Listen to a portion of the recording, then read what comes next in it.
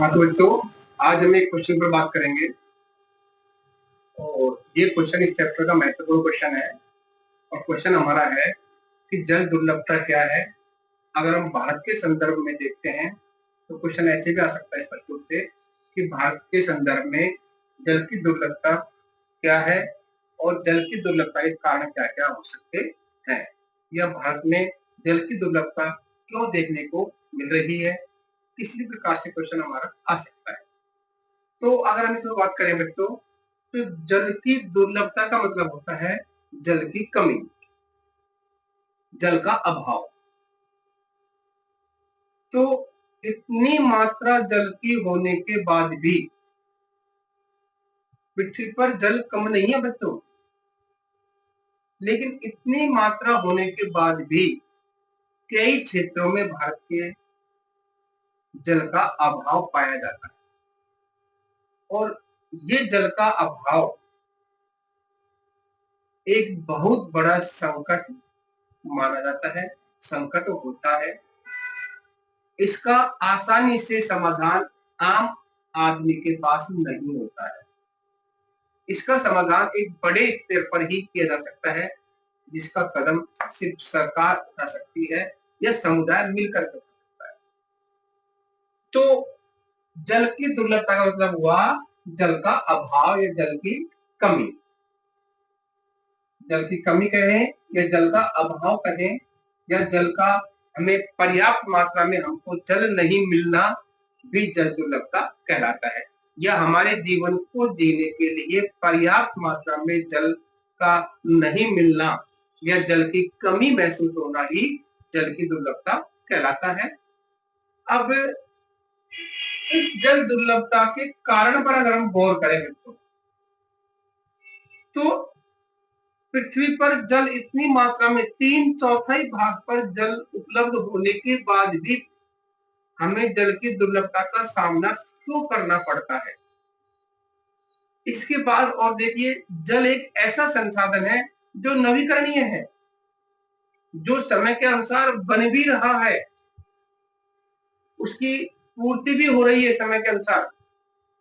उसके बाद भी हमें ये जल की दुर्लभता देखने को क्यों मिल रही है। इसके कुछ खास कारण है जो हम पेपर के उद्देश्य से आपके सामने रख रहे हैं। पहला कारण है जल संसाधनों का असमान वितरण। देश में जो जितने संसाधन जल के उपलब्ध हैं, वो संसाधन किसी क्षेत्र में किसी राज्य में ज्यादा है, किसी राज्य में कम है, किसी राज्य में न के बराबर है ही नहीं वहां पर। तो जिस क्षेत्र में जल के संसाधन कम उपलब्ध है या नहीं है, वो क्षेत्र हमेशा जल की दुर्लभता का सामना करते हैं। कहीं पर खूब नदियां बह रही हैं, किसी क्षेत्र में एक बूंद पानी नहीं है जनता को पीने के लिए। तो इस प्रकार से जो असमान वितरण प्राकृतिक रूप से हो रहा है जल संसाधनों का, वो भी एक जल दुर्लभता का कारण बनता है। दूसरा, अतिशोषण। किसान आजकल सिंचाई जमीन को बढ़ा रहा है दिन ब दिन, क्योंकि जैसे जैसे जनसंख्या परिवार उनके बढ़ते जा रहे हैं, वैसे वैसे ही उनको भी सिंचाई क्षेत्र की आवश्यकता पड़ रही है खेती के लिए। तो सिंचाई क्षेत्र को बढ़ाने के लिए उसको पानी की आवश्यकता पड़ती है और खूब पानी का उपयोग कर रहा है। तो वो पानी का उपयोग करना भी एक जल दुर्लभता को बढ़ावा दे रहा है। तीसरा कारण है बच्चों जनसंख्या में वृद्धि। ये तो सीधा सा कारण है कि जनसंख्या जैसे जैसे बढ़ेगी वैसे वैसे उसको पीने के लिए, जीवन को जीने के लिए हमें जल की या पानी की आवश्यकता पड़ेगी। और वो पानी कहाँ से आएगा? यहीं से मिलेगा, हमको यहीं से लेना पड़ेगा। तो यहाँ का जो पानी है इतना सारा खपत हो रहा है जनसंख्या में बढ़ने के कारण है कि पानी का दिन ब दिन कम होना जल दुर्लभता की ओर अग्रसर कर रहा है। ये है। चौथा कारण हमारा है शहरीकरण। बच्चों, गांव की तुलना में शहरों में पानी की खपत ज्यादा है। तो शहरी जो संस्कृति है उसमें पानी का उपयोग ज्यादा किया जाता है, ग्रामीण संस्कृति में पानी का उपयोग, सिंचाई को अगर हम एक साइड कर दें तो बाकी क्षेत्रों में, बाकी कामों में पानी का बहुत कम मात्रा में उपयोग होता है। तो शहरीकरण जैसे जैसे बढ़ रहा है देश में, वैसे वैसे देश में जल की दुर्लभता भी बढ़ती जा रही है। पांचवा कारण है बच्चों औद्योगिकरण। औद्योगिकरण का मतलब उद्योग जैसे जैसे बढ़ रहे हैं देश में, वैसे वैसे उनके लिए बिजली की आवश्यकता पड़ रही है, और उनको बिजली की जो आवश्यकता पड़ रही है तो बिजली की पूर्ति करने के लिए सरकार पानी से बिजली बना रही है, तो पानी की खपत बिजली में हो रही है, और उद्योगों के लिए वैसे भी बहुत सारा पानी चाहिए होता है। तो कहने का मतलब ये हुआ औद्योगिकरण जो है वो भी पानी की मात्रा को पानी की बहुत बड़ी मात्रा को खपत में ले रहा है, खपत कर रहा है, पानी का उपयोग हो रहा है उनमें, तो जल दुर्लभता को भी बढ़ावा मिल रहा है। दूसरा है जल स्तर का नीचे चले जाना। जैसे जैसे हम भूमिगत जल को उपयोग में ला रहे हैं सिंचाई क्षेत्र में, पीने के लिए, किसी और विभिन्न कामों में, तो भूमि का जो जल है वो नीचे जाता जा रहा है, यानी जल स्तर जो है वो नीचे जाता जा रहा है।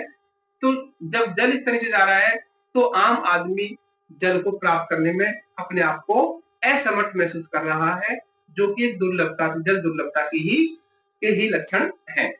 तो जल स्तर का नीचे चले जाना भी जल दुर्लभता का कारण बन रहा है। जल प्रदूषण, विभिन्न उद्योग,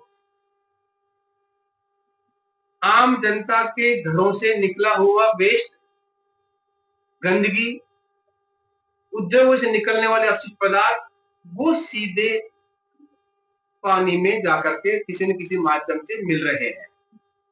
तो जब ये अपशिष्ट पदार्थ पानी में मिल रहे हैं, विभिन्न प्रकार के खेतों में उपयोग में लाए जाने वाले कीटनाशक, विभिन्न रासायनिक पदार्थ, वो जब सीधे पानी में मिलेंगे तो बच्चों पीने का पानी भी प्रदूषित हो जाता है, और प्रदूषित पानी हमारे किसी काम का नहीं रहता, इसलिए भी हमें जल दुर्लभता देखने को मिलती है। जल की गुणवत्ता, अभी मैंने बताया था कि पृथ्वी पर 3/4 भाग में पानी होने के बाद भी देश में या धरती पर जल की दुर्लभता क्यों देखने को मिलती है। तो बच्चों पानी तो बहुत है देश में, पृथ्वी पर, लेकिन उसकी गुणवत्ता हमारे काम में लेने योग्य नहीं है। कारण वो जल जो है उसमें लवण की मात्रा बहुत ज्यादा होती है, और वो लवण की मात्रा के कारण हम उसको सीधे खाने पीने के उपयोग में नहीं ले सकते, न सिंचाई के काम में ले सकते, न उसको हम पीने के काम में ले सकते, इसलिए वो पानी हमारे किसी काम का नहीं होता है। तो जल की गुणवत्ता ठीक नहीं होने के कारण भी जल दुर्लभता एक का कारण बनता है। और अंतिम जो है बच्चों वो है फिजूल उपयोग। फिजूल उपयोग में क्या क्या है, जल का दुरुपयोग भी कह सकते हैं इसको।